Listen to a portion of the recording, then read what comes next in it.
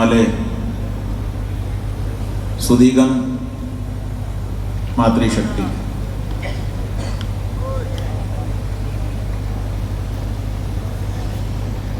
हम कुछ कहें उससे पहले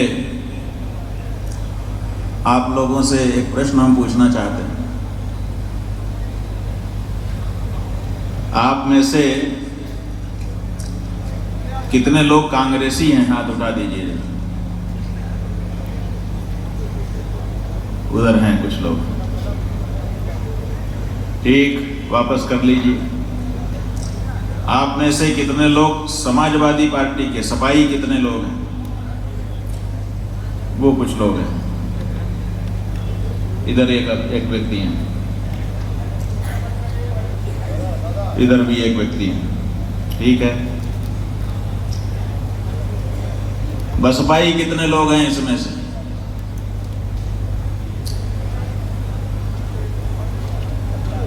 एक भी नहीं। भाजपाई कितने हैं इसमें?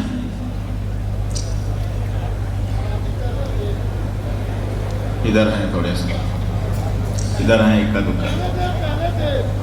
अब नहीं है। हाँ? नहीं, कुछ लोग हैं भाजपाई हैं, वो हाथ उठा रहे हैं। कह रहे हैं कि छोड़ दिया।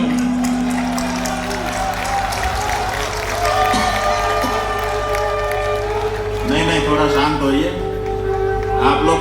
आप लोग खुशी मना रहे हैं, हम इतनी जल्दी खुशी नहीं मनाते। अभी कुछ लोगों ने बताया, जब हमने पूछा कि इसमें भाजपाई कितने हैं, तो कुछ लोगों ने हाथ उठाया।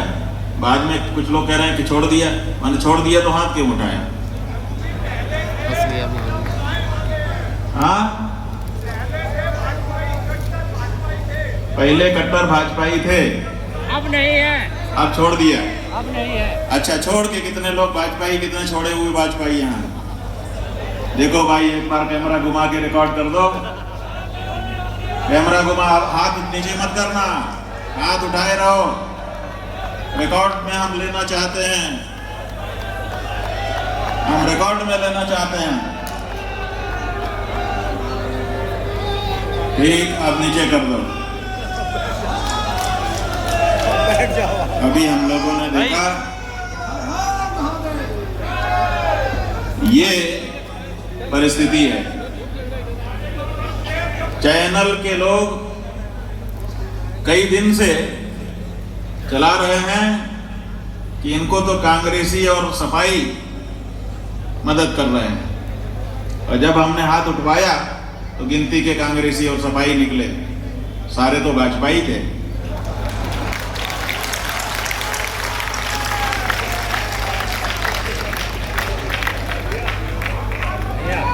इसका मतलब कि चैनल वाले समझ नहीं पाए,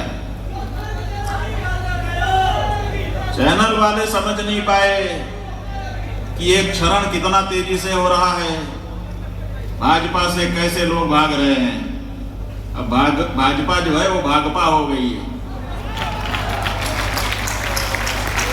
भाग, अब इस पार्टी से भागो, ये हमारे काम की नहीं रही। हाँ?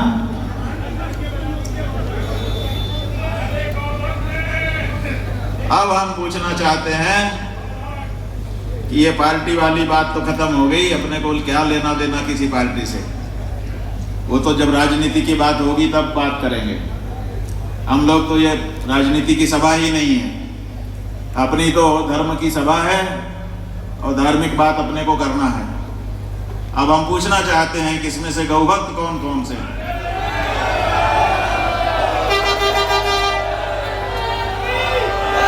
बहुत अच्छे।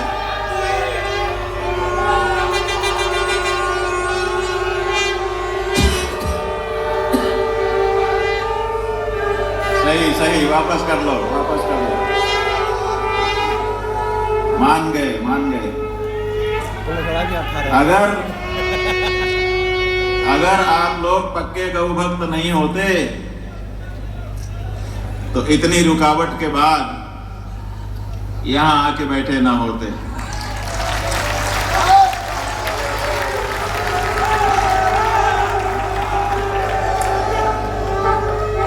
बंधुओं,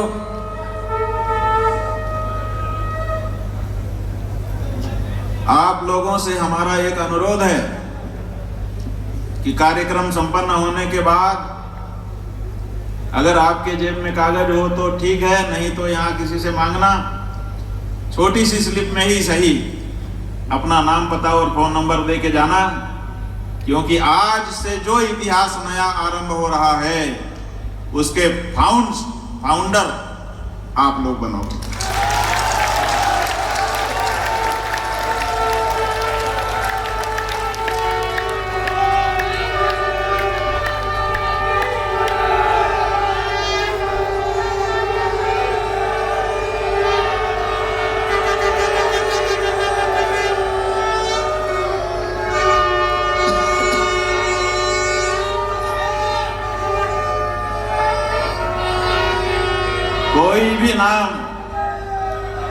कोई भी नाम छूट जाएगा तो इतिहास पूरा नहीं होगा।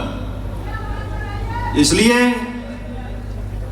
आप लोग ये जरूर कर दीजिएगा, ये मत सोचिए कि संख्या कितनी है। कुछ चैनल वाले सवेरे 10 बजे से ही खाली कुर्सियां दिखा रहे हैं,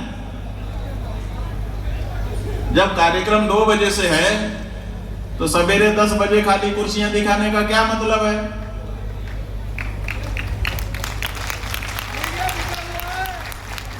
बच्चा पैदा नहीं हुआ तो सोनोग्राफी से उसका फोटो दिखा रहे हैं।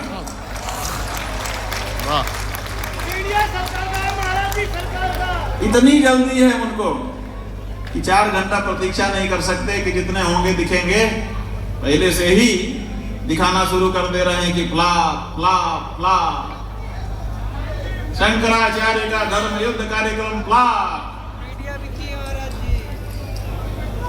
ये उनकी हेडिंग है, ब्रेकिंग न्यूज है। बैठ जाओ। ठीक है यार। अच्छा, हम पूछते हैं, इधर जाओ भाई, चैनल वालों से ही पूछते हैं कि आप लोग तो खूब कवर करते ही रहते हो, ज्यादा भीड़ शराब की दुकान में होती है कि दूध की दुकान में? बताओ। ज्यादा भीड़ कहाँ है? तो ये शराब की दुकान है कि यहाँ भीड़ हो जाए?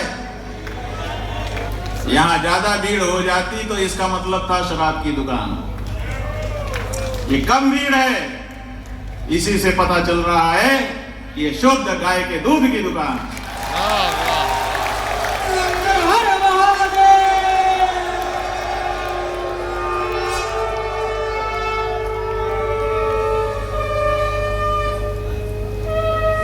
जब महाभारत का युद्ध पूरा हो गया तो बहुत सारी बातों पे विचार हो रहा था कि ये क्यों हुआ, वो क्यों हुआ, ये क्यों हुआ, वो क्यों हुआ। तो ये विचार होने लगा कि जब अर्जुन कर्ण के रथ को बाण मारते थे तो बहुत पीछे चला जाता था, अब जब अर्जुन मारता था तो थोड़ा पीछे जाता था। अर्जुन इस बात का गुमान पाल के बैठे थे कि मैं विशेष हूं, क्योंकि कर्ण के बाणों में वो बल नहीं था जो मेरे में था। मैं बाण मारता था तो कर्ण का रथ बहुत पीछे तक चला जाता था, और जब वो मारते थे तो मेरा थोड़ा ही पीछे जाता था। कृष्ण भगवान की तरफ लोगों ने देखा कि निर्णय करिए, क्योंकि कर्ण के और इनके बारे में बलाबल लगभग बराबर ही आता है, यहाँ तो बहुत फर्क दिखाई दे रहा है। इसका मतलब है कि कर्ण विशेष बल अपने बाणों में रखता था। भगवान से पूछा गया, भगवान ने कहा भाई ऐसा है कि बल तो ज्यादा कर्ण के बाण में था। सब आश्चर्यचकित हो गए कि अरे ऐसा कैसे हो सकता है, जब उसके बाण में बल होता तो अर्जुन का रथ भी बहुत पीछे हो जाना चाहिए था। कहा महाराज आप ये किस आधार पर कह रहे हैं? तो भगवान ने कहा आधार ये है कि कर्ण के रथ को जब अर्जुन बाण मारते थे तो कर्ण का रथ बहुत पीछे चला जाता था, बिल्कुल सही है। लेकिन जब कर्ण अर्जुन के रथ पे बाण मारता था तो अर्जुन का रथ थोड़ा पीछे हो जाता था, जबकि पूरे विश्व का भार लेकर के हम बैठे थे, और हनुमान जी जो अपने शरीर को हारवान बना लेने की अष्ट सिद्धि वाले हैं, वो उनके ध्वज पर बैठे थे। उसके बाद भी कर्ण के बाण से अगर थोड़ा सा इनका रथ पीछे हो जाता था तो समझिए कि उसके बाण में कितना बल रहा है। ये जो सभा आज हो रही है, ये जो शंखनाद कार्यक्रम आपका आज यहां हो रहा है, ये उत्तर प्रदेश के मुख्यमंत्री जी के पूरा बल लगा देने के बाद का शंखनाद कार्यक्रम है।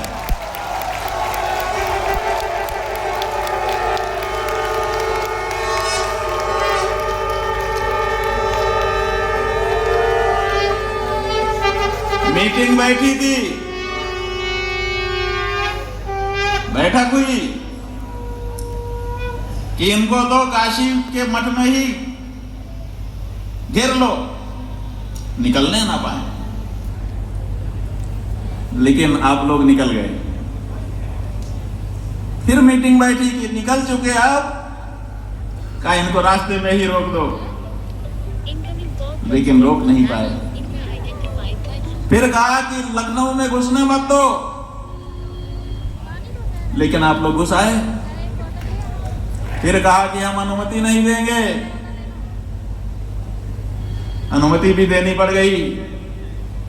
फिर कहा कि 16, अरे रुको भाई, आप लोग तो बहुत अधीर हो जाते हो, हम भी तो अपनी बात बोल रहे हैं। 16 शर्तें इनको पकड़ाओ, ये शर्तों से डर करके फिर पीछे होंगे। 16 शर्तों का कागज आपको पकड़ाया गया, आप भयभीत नहीं हुए, आपने कहा हमें मंजूर है शर्तें। हालांकि नियम यही है, लोगों ने कहा है कि कोई शर्त होती नहीं प्यार में, और यहां शर्त लगाई जा रही है। हम लोगों ने कहा कि अच्छा, शर्त लगाई गई। हमसे पत्रकारों ने पूछा कि आपको तो सशर्त अनुमति मिल रही है शर्त लगा करके। हमने कहा बिल्कुल सही है, अगर बिना शर्त की अनुमति हो जाती तो हमारे मन में भ्रम उत्पन्न होता कि कहीं प्यार है उनके मन में हमारे लिए, युद्ध करना कठिन हो जाता। अब उन्होंने शर्त लगा दी, प्रमाण दे दिया कि हमारे मन में तुम्हारे लिए कोई प्यार नहीं है। अब हमारे लिए लड़ना और सरल हो गया और सहज हो गया। ये शर्तनामा हमारा मार्ग प्रशस्त कर रहा है। फिर भी आप आगे बढ़ गए, फिर उन्होंने 10 शर्तें और बढ़ा के 26 कर दिया। लो भाई, लेकिन आप टस से मस नहीं हुए, आपने कहा जैसे 16 वैसे 26, आप आगे बढ़ गए। 24 घंटा पहले उन्होंने अनुमति दी, आपने लोगों को रोक रखा था। दूर दूर से लोग यहां आने के लिए तैयार थे, टिकट करा करके बैठे थे।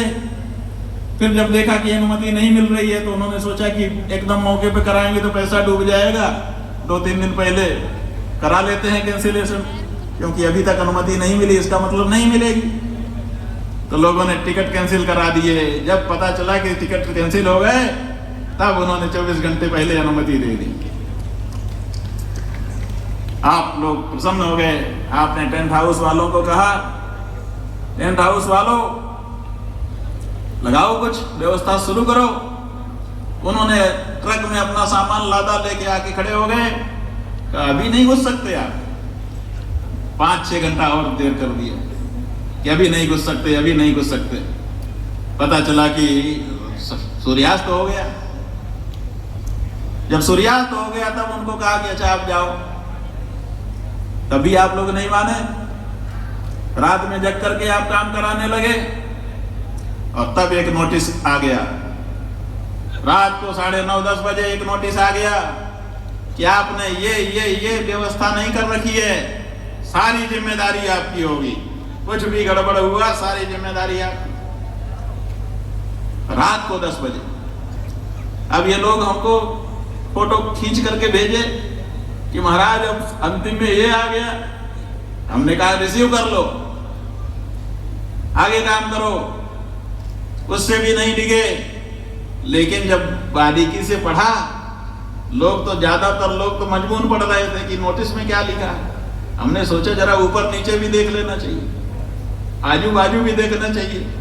तो जब आजू बाजू देखा तो बैक डेट में वो नोटिस जो है बैक डेट में दे रहे हैं 10 तारीख को और डाले हुए हैं 9 तारीख, ताकि आगे चल करके वो आम को फंसाने के काम में आए। ये चतुराई हो रही है।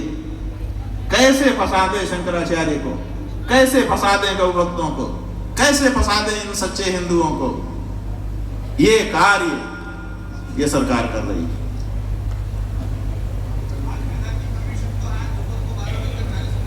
हाँ,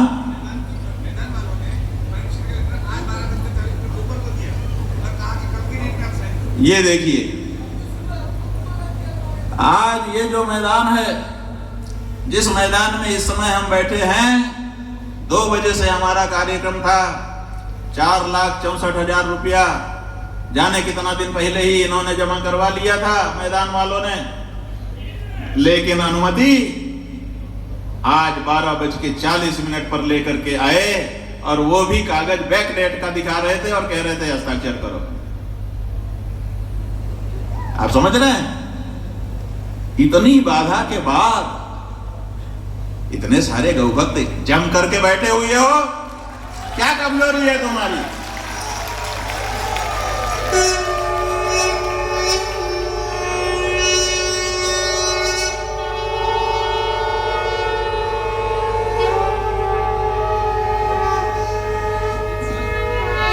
ये बताओ, इतना बड़ा गुब्बारा कोई लेकर के तुमको मारे तो तुमको चोट लगेगी कि ठोस इतनी बड़ी छोटी सी लोहे की हथौड़ी से कोई तुमको मारे तो चोट लगेगी? बताओ, इतने बड़े गुब्बारे से कि घनत्व वाली इतनी बड़ी लोहे की हथौड़ी से किससे लगेगी महाराज?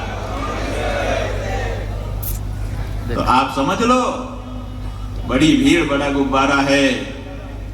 और ये जो आप लोग बैठे हुए हो, ये ठोस हथौड़ी है, इसकी चोट उनको लगने वाली है, बचेंगे नहीं।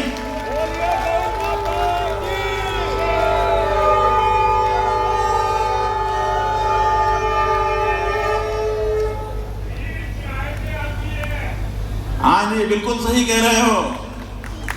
कौन नहीं जानता इस बात को कि मोहल्ले मोहल्ले, गली गली, गांव गांव बस लगानी पड़ती है, सूमो लगानी पड़ती है, ट्रैक्स लगाना पड़ता है, और तब जाकर के घर घर में भैया चलो समय हो गया, और खाने का पैकेट, एक साड़ी, उसके अंदर कुछ रुपया, और सब सीट पे रख दिया जाता है। कई जगह के तो ऐसे दृश्य आ गए कि ऐसे जब सजाते हैं ना टेंट वाले, तो जो कुर्सी रखते हैं उसी पे मिठाई, पूड़ी, साड़ी और रुपए का पैक वो सब डाल के उसी सीट पे रख देते हैं। आइए इस सीट पे बैठिए, और इस सीट पे जो सखा है वो आपका, फिर भी खाली रह जाती है। वो दृश्य भी हम लोगों ने देखे हैं। इसलिए भीड़ दिखाने का कोई मतलब नहीं है। ठोस गौभक्त, ठोस सनातन धर्मी हमको चाहिए थे। हमें प्रसन्नता है कि आप लोग हमें मिले हो।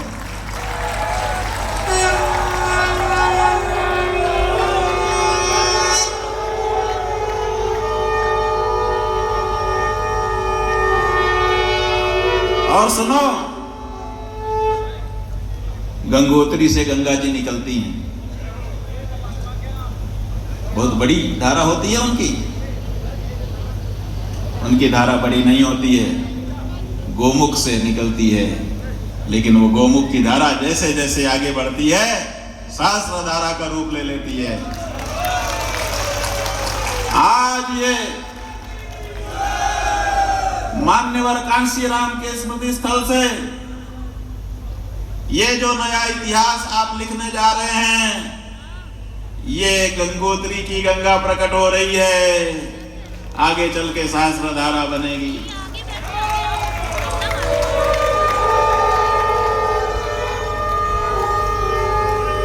कांसी राम जी झोला लेकर के बगल में टांगने वाला, पैडल मारते हुए साइकिल में गांव गांव गए थे। इतना बड़ा मंच शुरुआत में उनके पास नहीं था, उनके पास गाड़ी भी नहीं थी 4 चक्के की, और गांव गांव जाकर के चबूतरों पर बैठ करके एक एक व्यक्ति से उन्होंने बात की। और इसी उत्तर प्रदेश में उनके शिष्य, उनकी शिष्या मायावती बैठ करके शासन की कि नहीं की? हाँ, 4 बार। अब इतना हम नहीं जानते, महाराज जी तो वो भी जानते हैं। 4 बार शासन कर दिया उस मायावती जी ने, जिनके गुरु कांशीराम जी झोला टांग के गांव गांव चबूतरे पे बैठ करके बिना किसी आसन पीछे चबूतरे पर लोगों को जा जा के बात समझाते थे अकेले। आप तो हजारों से शुरुआत कर रहे हो जी। बस आपके उसी समर्पण की आवश्यकता है जो मान्यवर कांशीराम ने दी। हम भी मान्यवर इसीलिए कह रहे हैं, उनका जो भी विचार रहा होगा, लेकिन कैसे सत्ता के लिए आगे बढ़ा जाता है और कैसे उसमें बदलाव ला दिया जाता है, अपने परिश्रम से उन्होंने भी सिद्ध कर दिया था। जो अच्छी चीज है वो कहीं से भी स्वीकार कर लेनी चाहिए। आज कांशीराम जी के समर्पण की हम लोगों को भी आवश्यकता है। बंधुओं, हमारे यहाँ कहा गया है स्वस्ति प्रजाभ्यः परिपालयन्ताम् न्याय्येन मार्गेण महीं महिषाः गो ब्राह्मणेभ्यः शुभमस्तु नित्यं लोकाः समस्ताः सुखिनो भवन्तु। स्वस्ति प्रजाभ्यः, हम साधु संत विद्वान जिनको आप लोग धर्म रक्षक कहते हो, जब हम कल्याण की कामना करते हैं तो हम स्वस्ति राजा राजभ्य नहीं कहते हैं। राजाओं के लिए कल्याण की कामना हम नहीं करते हैं। हमारे पूर्व पुरुषों ने जब स्वस्ति कल्याण की कामना की तो क्या कहते हैं? राज्ञा राजभ्या राजवी। तो स्वस्ति प्रजाभ्य, राजभ्य स्वस्ति नहीं कह रहे हैं, प्रजाभ्य स्वस्ति कह रहे हैं। हम प्रजा के कल्याण की कामना करने वाले लोग हैं। और वो साधु जो यहां नहीं आ सके, देखो बुलाया तो इनको भी हमने नहीं था। क्या यहाँ अयोध्या जी से नहीं आए हैं महाराज जी, दिलीप दास जी जैसे आचार्य मान? क्या यहाँ वृंदावन से नहीं आए हैं संत? क्या यहाँ काशी से नहीं आए हैं? क्या यहाँ हरिद्वार से नहीं आए हैं? क्या यहाँ बद्रीनाथ जी से नहीं आए हैं? कहां कहां से आए हैं? इनको भी नहीं बुलाया था, लेकिन इन्होंने गौ माता के लिए अपना कर्तव्य समझा, आए। क्यों? क्योंकि स्वस्ति प्रजाभ्य, इनके मन में प्रजा के कल्याण की कामना है। ये असली संत हैं। और वो जो स्वस्ति राजभ्य, राजाओं का कल्याण हो कामना कर रहे हैं, वो यहां दिखाई नहीं दे रहे हैं। वो सरकारी संत है। हमें सरकारी संत नहीं चाहिए, हमें तो असरकारी। समझ रहे हैं? असरकारी का 2 अर्थ है। एक तो जो सरकारी ना हो वो असरकारी, और जिसका असर पड़ता हो जनता में वो असरकारी। तो बंधुओं, सरकारी जो है उसका असर तब तक है जब तक सरकार है, और जो असरकारी है उसका असर कब तक है? जब तक वो रहेगा तब तक उसका असर रहेगा, और जब वो चला जाएगा तब भी उसका असर रहेगा। आदि शंकराचार्य जी चले गए, आज भी उनका असर है। रामानंदाचार्य जी चले गए, आज भी उनका असर है।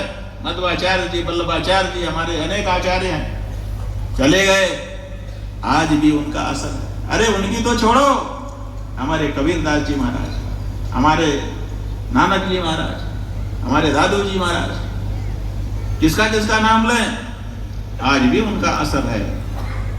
तो सरकारी संत तब तक असरदार हैं जब तक सरकार है।